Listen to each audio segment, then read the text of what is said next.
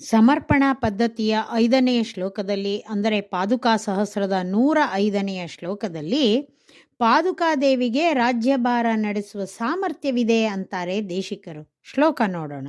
ರಾಮಾತ್ಮನ ಪ್ರತಿಪದಂ ಮಣಿಪಾದ ರಕ್ಷೆ ವಿಶ್ವಂಬರಸ್ಯ ವಹನೇನ ಪರೀಕ್ಷಿತಾಂ ತ್ವಾಂ ವಿಶ್ವಸ್ಯ ದೇವಿ ವಹನೆ ವಿನಿವೇಶಯಿಷ್ಯನ್ ವಿಸ್ರಬ್ಧಯೇವ ಭರತೋ ಭವತೀಂ ಯಯಾಚೆ.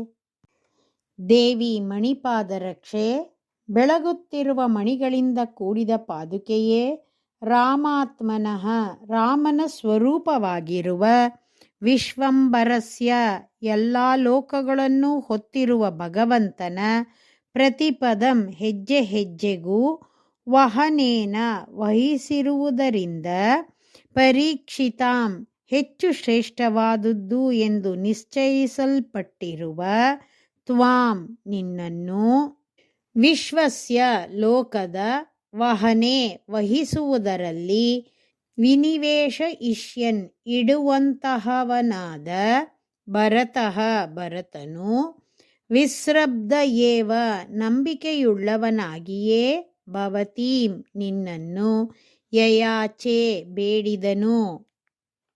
ರಾಜ್ಯವನ್ನೂ ರಾಜಪದವಿಯನ್ನು ತೃಣಸಮಾನವಾಗಿ ಕಂಡ ಭರತ ಶ್ರೀರಾಮನನ್ನ ಕಂಡು ಹಿಂತಿರುಗಿ ಬಂದು ರಾಜ್ಯ ವಹಿಸಿಕೊಳ್ಳುವಂತೆ ಕೇಳ್ತಾನೆ. ಶ್ರೀರಾಮ ಒಪ್ಪೋದಿಲ್ಲ. ಹಾಗೆ ಬರುವುದು ಅಧರ್ಮ ಅಂತಾನೆ. ಇಬ್ಬರಿಗೂ ವಾದ ನಡೆಯುತ್ತೆ. ಗುರುಗಳ ಸಲಹೆಯಂತೆ ಶ್ರೀರಾಮ ತನ್ನ ಪಾದುಕೆಯನ್ನ ಭರತನಿಗೆ ತನ್ನ ಪರವಾಗಿ ಕೊಟ್ಟಾಗ ಭರತ ಒಪ್ಪಿಕೊಂಡು ಪಾದುಕೆಯನ್ನ ಸ್ವೀಕರಿಸ್ತಾನೆ. ಒಬ್ಬ ಚಕ್ರವರ್ತಿಯು ಸಿಂಹಾಸನದ ಮೇಲೆ ಕುಳಿತು ನಡೆಸಬೇಕಾದ ಕಾರ್ಯವನ್ನ ಪಾದುಕೆ ನಡೆಸೋದಕ್ಕೆ ಸಾಧ್ಯವಿದೆಯೇ ಅನ್ನೋ ಅನುಮಾನ ಭರತನಿಗಿರಲಿಲ್ಲ. 14 ಲೋಕಗಳನ್ನು ಹೊತ್ತಿರುವ ಭಗವಂತ ಶ್ರೀರಾಮನನ್ನೇ ಹೊತ್ತಿರುವ ಪಾದುಕೆ ಯಾವುದೇ ಪ್ರಯಾಸ ಇಲ್ಲದೆ ರಾಜ್ಯಭಾರ ಹೊರಬಲ್ಲಳು ಅಂತ ಭರತ ನಂಬಿ ಪಾದುಕೆನ ಪಡ್ಕೊಂಡ.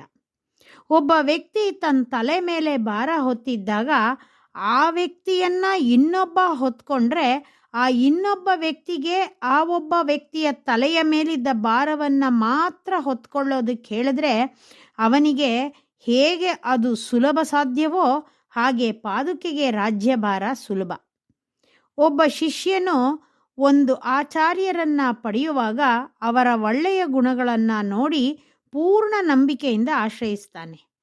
ಪ್ರಾಮಾಣಿಕವಾಗಿ ಇರುವವನು, ಕೇವಲ ಕರ್ತವ್ಯವನ್ನು ಮಾಡುವವನು ಏನನ್ನಾದರೂ ಮಾಡ್ತಾನೆ. ಭಗವಂತನು ಒಳ್ಳೆಯ ಆಚಾರ್ಯರುಗಳು ಹೇಳಿದಂತೆ ಕೇಳ್ತಾನೆ ಅನ್ನೋದು ಈ ಶ್ಲೋಕದ ಅಂತರಾರ್ಥ. ಶ್ರೀಮತೆ ನಿಗಮಾಂತ ಮಹಾದೇಶಿಕಾಯ ನಮಃ.